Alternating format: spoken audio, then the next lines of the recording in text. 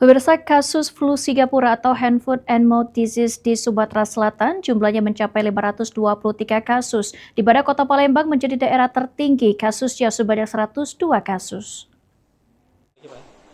Saat ditemui Kepala Seksi Surveillance dan Imunisasi Dinas Kesehatan Sumatera Selatan, Darsono mengatakan, flu Singapura merupakan penyakit yang banyak menyerang anak usia PAUD dan TK.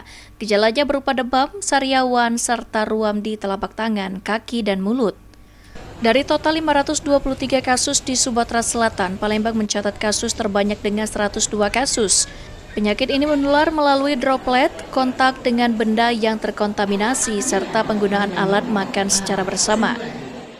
Ada bintil ya, atau ruam di hand, itu tangan, kemudian di mulut, dan di kaki. Nah, biasanya itu dimulai dengan seperti flu.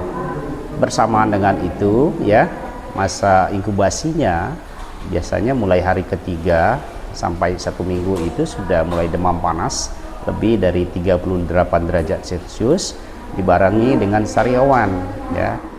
Masyarakat dihimbau menerapkan langkah pencegahan 5M, yakni mencuci tangan, menjaga kebersihan lingkungan, menggunakan peralatan pribadi, mengisolasi anak yang sakit, dan memakai masker saat mengalami gejala.